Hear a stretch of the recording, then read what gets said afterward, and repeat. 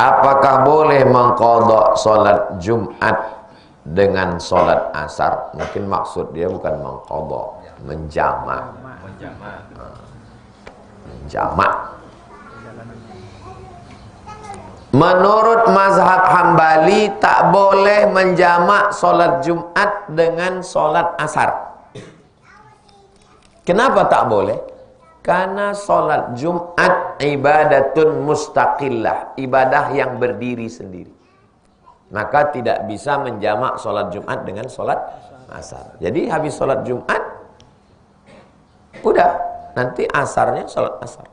Menurut mazhab Syafi'i, habis salat Jumat tuh bisa dia salat asar jamak takdim qasar dengan Jumat. Kenapa? Karena salat Jumat itu adalah pengganti salat zuhur. Kalau pengganti mana 2 rakaatnya? 2 rakaatnya itulah dia khutbah Jumat. Raka'atani fiha maqama raka'ataini minaz zuhri. 2 rakaat Jumat itu khutbatani fiha, 2 khutbah di Jumat itu maqama raka'ataini minaz zuhri, menggantikan 2 rakaat zuhur. Apakah pada 2 rakaat zuhur boleh bahasa Indonesia? 2 rakaat zuhur boleh tak bahasa Indonesia? Tak boleh kan? Itulah maka 2 khutbah itu pun tak boleh bahasa Indonesia, karena dia menggantikan salat zuhur. Itu maka masjid-masjid di Rimau Panjang ini tak ada bahasa Indonesia. Inilah yang paling asli mazhab Syafi'i. Kalau mau sholat paling asli di Rimau Panjang ini lah. Maka saya kalau tidak sedang khutbah Jumat, saya sholat di sini. Kenapa? Karena khutbahnya cepat. 5 menit selesai. Ya. Saya pakai mazhab yang rukunnya 5 itu tak bercampur dengan bahasa Indonesia di khutbah kedua.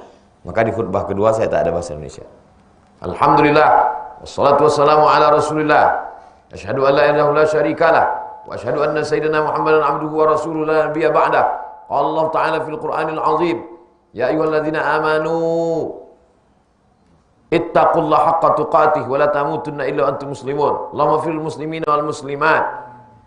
Innallaha ya'muru bil adli wal ihsan. Di khutbah kedua saya tak ada campur bahasa Indonesia. Karena khutbah itu menggantikan 2 rakaat.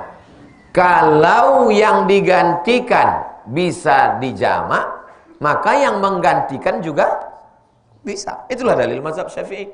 Itu juga dalil qabliyah Jumat. Kalau yang digantikan ada qabliyahnya, zuhur, maka yang menggantikan juga ada qabliyah. Jadi usulnya, dasarnya adalah apakah Jumat itu pengganti zuhur atau Jumat itu ibadah yang tersendiri. Menurut mazhab Hambali, Jumat itu ibadah tersendiri, maka tak bisa dijamak dengan asar. Sedangkan menurut mazhab Syafi'i, Jumat itu pengganti zuhur. Kalau penggantinya, kalau yang digantikan bisa dijamak dengan asar, maka yang menggantikan juga bisa. Jelas? Jadi nanti kalau ada ustaz berceramah, tak bisa itu sholat Jumat dijamak dengan asar.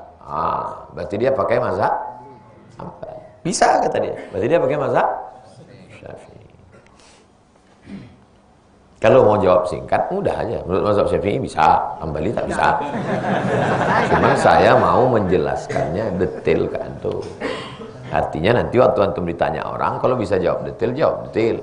Kalau tak bisa jawab pendek macam tadi. Yang pendek itu pun tak ingat, apa boleh buat?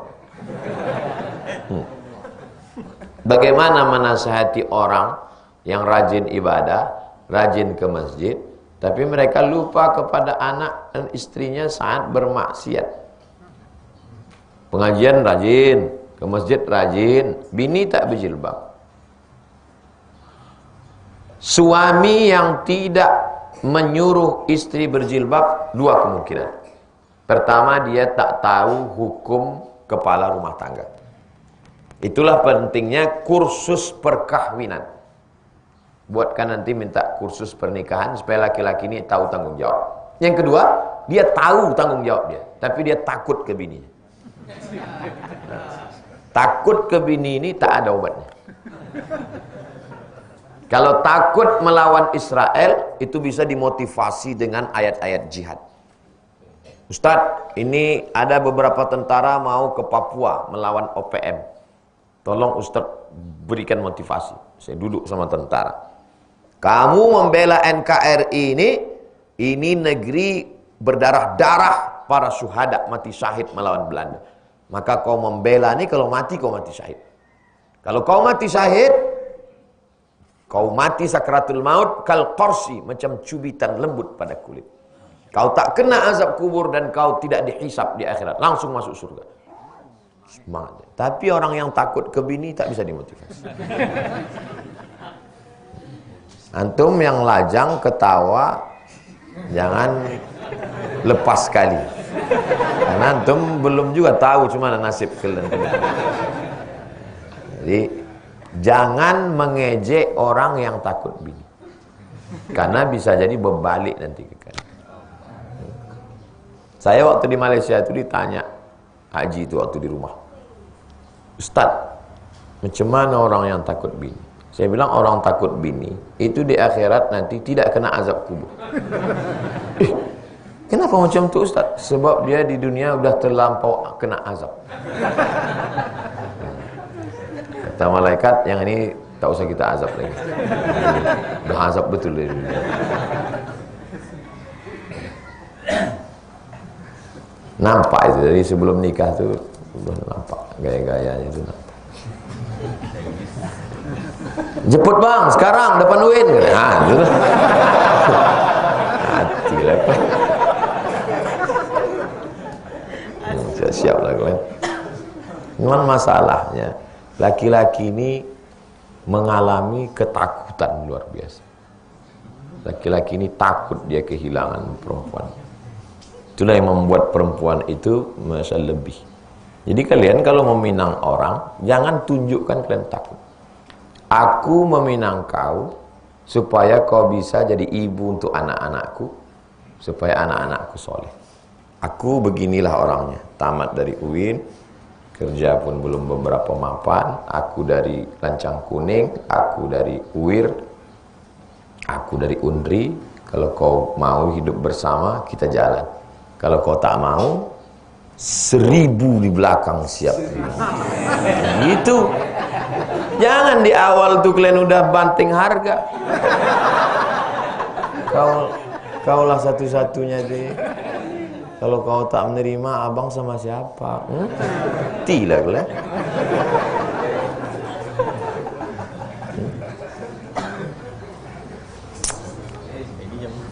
Apa benar zikir atau istighfar bisa ditolak Allah? Dalam kondisi apa ditolak zikir?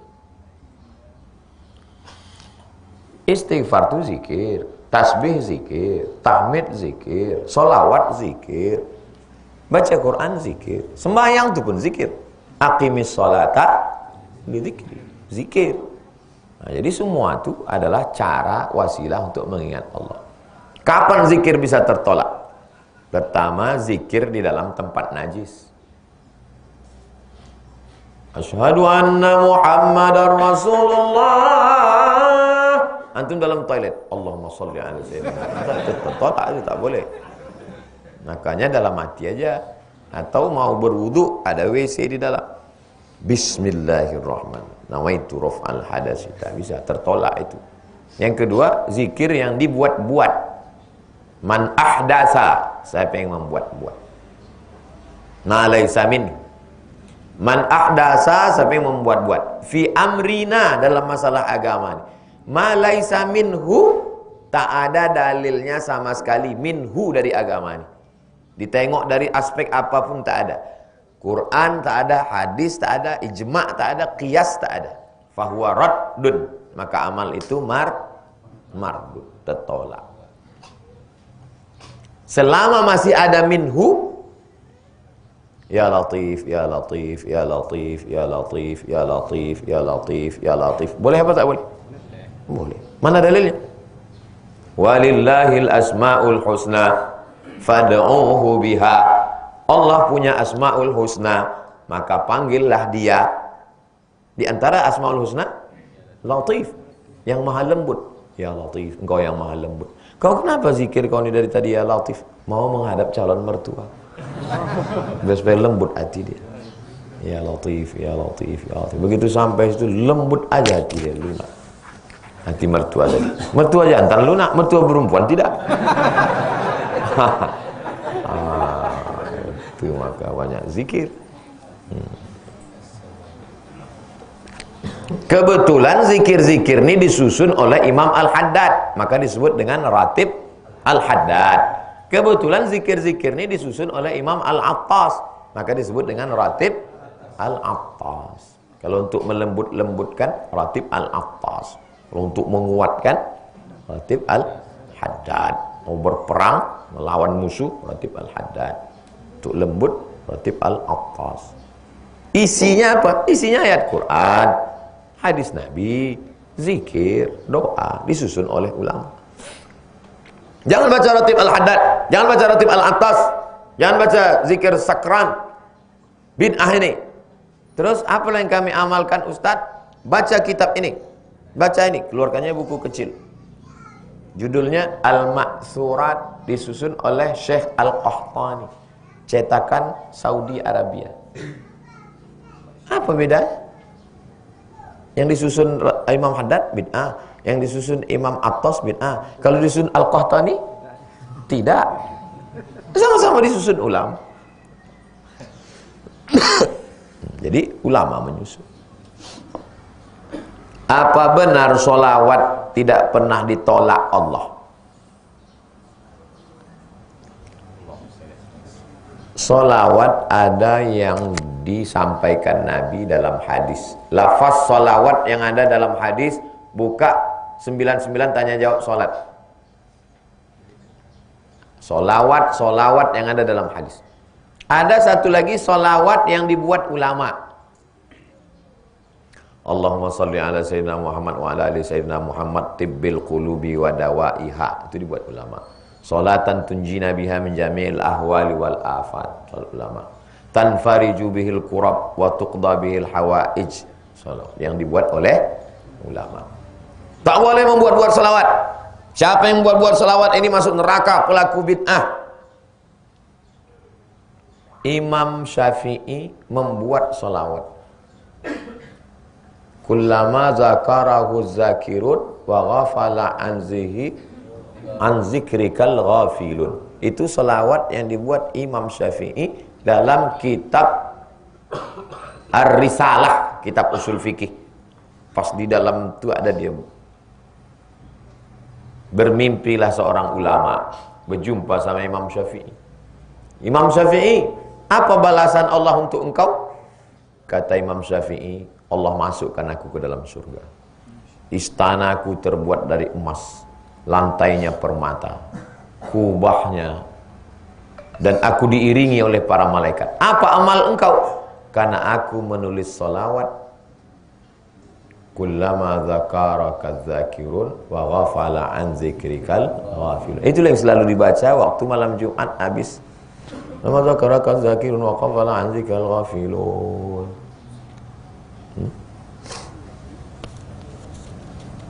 Siapa yang buat selawat bid'ah? Tapi Imam Syafi'i ada, Imam Syafi'i boleh. Apa hukum minta pelaris kepada dukun kampung?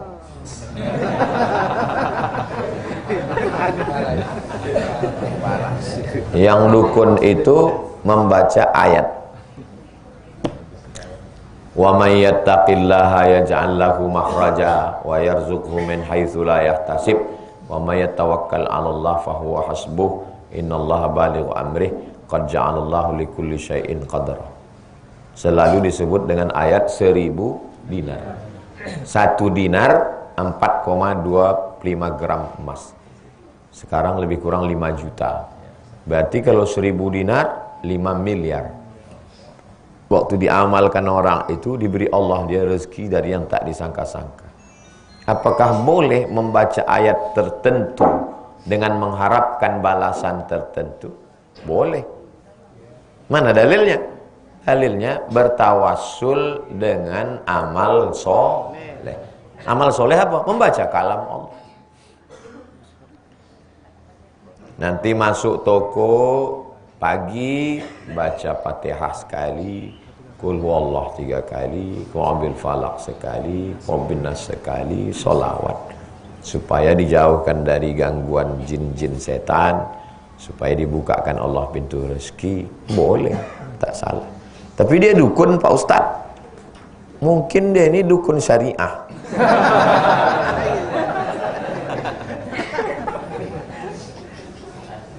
Tidak semua dukun ini jahat, namanya aja dukun.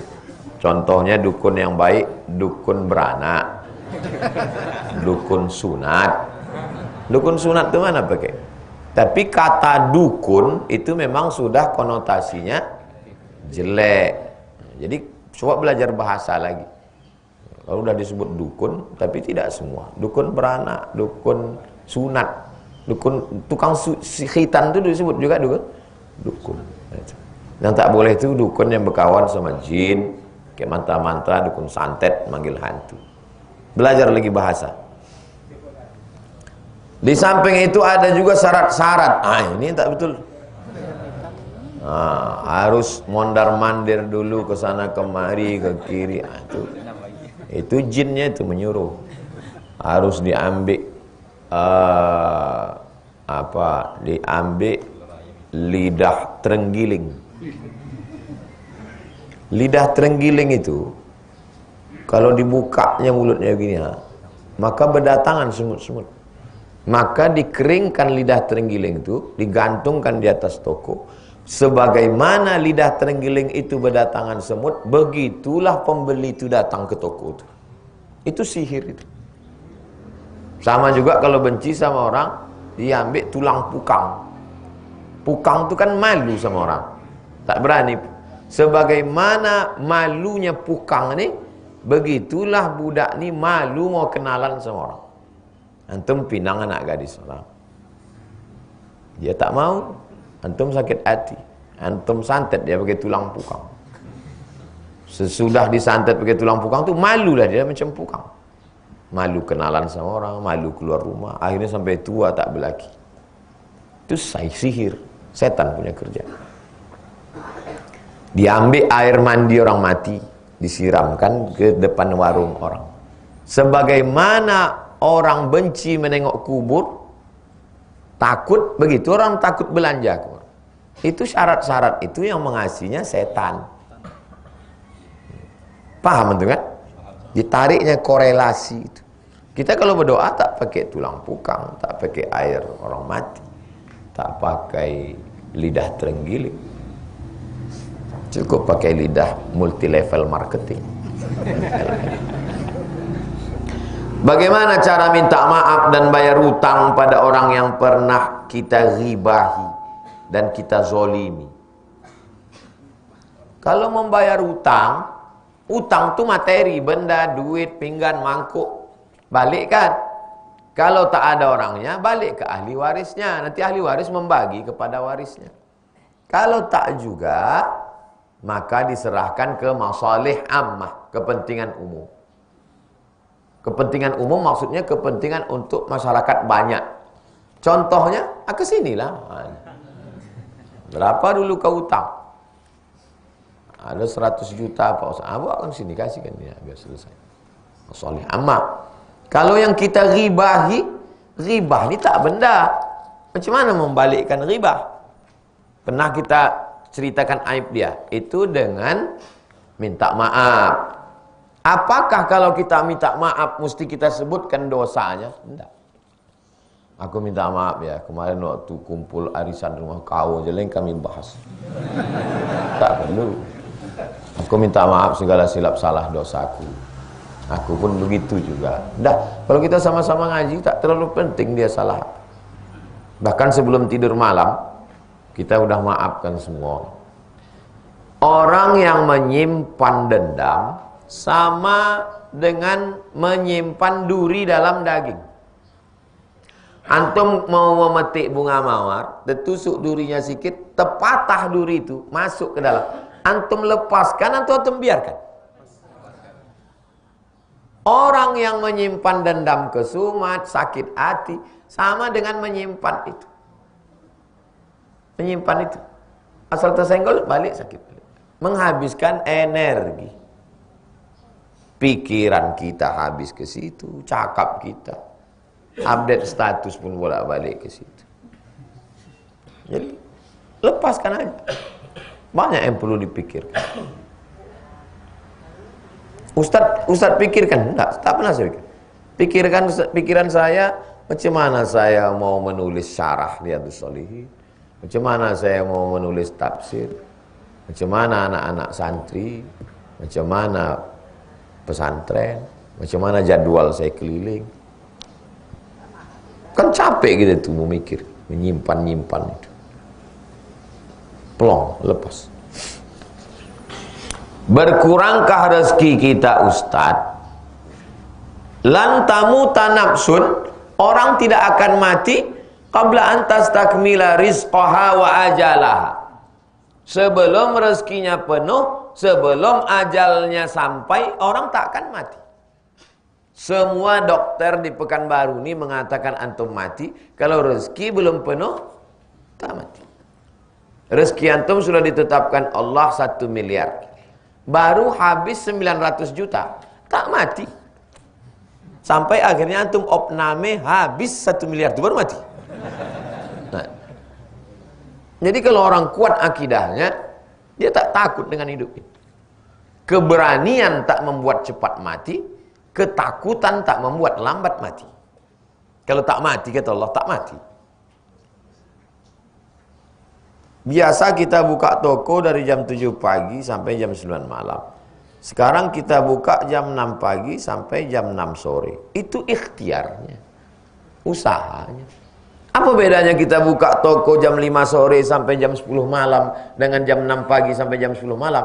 Yang jelas pahalanya lebih banyak buka dari pagi kalau lillahi ta'ala. Tapi jangan gara-gara ini antum tidak ikhtiar, itu jabariyah. Jangan salahkan ulama tasawuf. Ulama tasawuf ini tak ada usaha-usaha, tak ada ikhtiar. Induk ulama tasawuf Imam Junaid Al-Baghdadi. Imam Junaid Al-Baghdadi punya toko di Baghdad. Pagi dibukanya tokonya, dilayaninya pembeli. Kalau tak ada pembeli, dia sholat sunat. Ada pembeli, dia layani lagi. Tak ada pembeli, sholat sunat. Selesai 400 rakaat, tutup toko balik. Baca Ar-Risalah Al-Qushairiyah. Supaya kita ditanya Allah bisa menjawab, apa usahamu? Aku berjualan, aku berdagang. Dengan tujuan biar bisa ibadah. Apa pula menutup toko tak bisa ibadah? Buka toko, tentang sajadah situ. Maaf, sedang sholat. Nampak sunyi, sholat. Mana orang sekarang pas nampak ramai itu pula dia sholat. Ada waktu sholat, pergi ke masjid. Ada toko cincin, tempat jual batu di dekat Ramayana. Asal masuk waktu sholat, selesai waktu sholat, buka balik. Toko-toko yang lain tak peduli sembahyang, buka terus. Dia tak peduli pula, yang penting sholat. Sekedar wasilah untuk mendapatkan rezeki, Allah kasih rezeki. Tak dikasihnya situ, dibukakannya dari pintu yang lain. Aku mau ikut tes dosen UIN, Mak. Kau ikut, kalau kau lulus, rezeki kau di situ. Kalau kau tak lulus, berarti rezeki kau tempat lain. Jadi ibu nasihati anak begitu. Jangan kau mesti di situ, Nak. Kalau kau tak lulus, mati kau nanti. Kawan saya pulang dari Mesir, kenal sama perempuan, bertamulah ke rumah perempuan tadi, jadi imam lah di situ sholat. Apa kata ayah perempuan nih? Memang super cocok jadi imam untuk anak saya. Sudah 99,9% nikah. Tak jadi diterima, hanya kerja belum tetap. Takut dia anaknya ini tak makan. Hari berganti, musim berubah. Cemana kawan saya itu sekarang? Kantornya 3 lantai. Duduk saya di kantor itu foto. Saya bilang, ini kantor kau ini kurang, mesti kau tulis di atas. Apa tulisannya?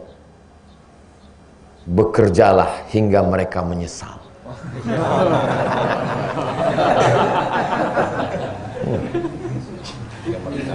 Lalu yang disepelekan. Masa tak diterima hanya karena sekarang setiap 2 bulan sekali dia pergi umroh. Mungkin anak gadisnya tak jadi, mungkin udah 20 tahun tak pergi umroh. Berfoto pula Ustaz Somad di kantor. Apa tak menangis darah dia nengok Ustaz. Menyesal. Jadi kalian kalau diremehkan orang, jangan balas, tapi kalian semangat sampai mereka menyesal. Siap? Siap. Banyak yang teranya. Dan saya sampaikan pula kalian yang punya anak gadis, jangan kalian ukur orang dari waktu dia datang. Karena dalam hadis dikatakan idza ja'akum man tardawna dinahu wa khuluquhu. 2. Tak ada kalau kau suka rezekinya, tak ada. Cuma 2 yang disuruh Allah. Kau tengok agamanya, kau tengok akhlaknya. Baik agamanya, baik akhlaknya, terima dia. Rezeki datang belakang. Saya diundang makan buka bersama di Hotel Pangeran Konglomerat Riau.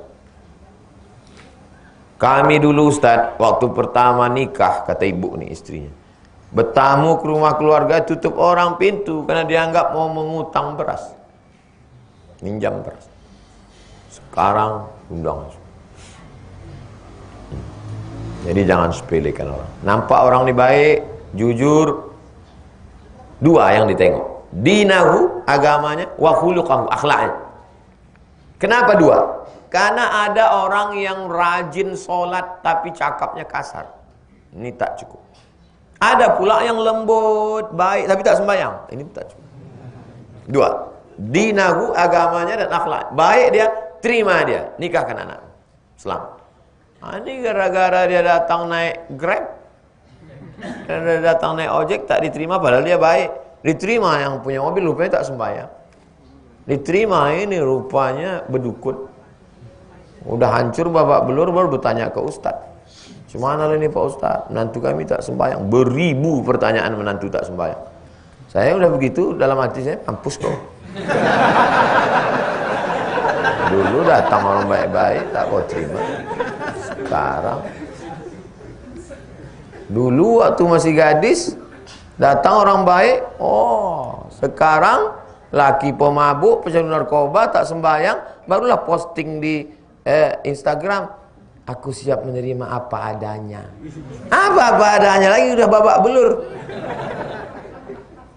Waktu gadis itulah siap menerima apa adanya. Saya perjuangkan, kalian nih tak laku juga kan. Udah aku perjuangkan kalian. Apa hukum istri yang sering sholat di ujung waktu? Padahal bolak-balik diingatkan tapi tak dihiraukan. Orang yang sengaja menunda-nunda sholat, itu dia mau meminta laknat Allah. Makanya begitu datang azan, Allahu Akbar, langsung wudhu. Yang paling bagus itu wudhu menunggu azan. Dzalikumur ribat. Itulah jihad. Apa dia? Intizarus shalah ba'da shalah, menunggu salat. Yang paling bagus tuh waktu salat Pekanbaru, zuhur 12.20, 12.15 sudah siap. Tapi kalau tak juga pas azan. Nantilah. Allahu Akbar, langsung bangkit wudu. Jangan tengok, panjang lagi waktunya. Berubah. Siapa lagi merubah kita nih kalau tak kita? Apa hukumnya saya sebagai ayah tiri terlalu keras mendidik anak tiri saya untuk hal ibadah dan adab, sementara ibunya kurang peduli? Antum kalau nikah sama janda punya anak, lalu antum berhubungan dengan emaknya, maka anak janda itu sampai hari kiamat tak bisa antum nikahi. Namanya mahram mu'abbad. Kekal abadi dia jadi anak antum. Walaupun ayahnya orang lain. Kecuali aku terima nikahnya, habis itu janda tu mati. Tak sempat maaf cakap dukhul. Antum boleh menikahi anaknya. Karena belum sempat berhubungan. Kalau sudah berhubungan dengan emaknya, sampai hari kiamat itu menunjukkan bahwa anak itu adalah anak antum. Mesti antum jaga. Jangan urus rambut saya. Kamu bukan ayah saya. Aku sampai mati tak bisa menikahi kau. Kau ni anakku. Walaupun ayah kau orang lain. Kau anakku menurut hukum Islam. Aku bertanggung jawab di hadapan Allah. Mana tahu antum dapat jodoh berlebih. Nikahi janda itu kan jodoh berlebih. Kata Nabi, kau dah nikah, kata Nabi ke sahabat. Ya Rasulullah, aku menikah dengan sayyiban, janda. Kata Nabi, halla bikran tula'ibuha wa tula'ibuka. Kenapa kau tak nikah sama anak gadis? Kau bisa bergurau-gurau sama dia. Kata sahabat ni, adikku banyak. Kalau aku nikah sama anak gadis, sebaya sama adikku, berkelahi nanti dia. Aku nikah sama janda agak berumur sikit, supaya bisa dilindunginya adik-adikku. Tengok cara berpikir dia. Dia tak berpikir untuk dirinya. Antum kalau menikah bukan antara antum sama dia, tapi sesuai dengan adik antum, sesuai dengan emak antum. Berkorban perasaan. Kau nikah sama janda, dia sesuai dia dengan adik saya Pak Ustaz, sesuai dia dengan emak saya. Untuk yang pertama ni Pak, nanti yang kedua baru saya garis.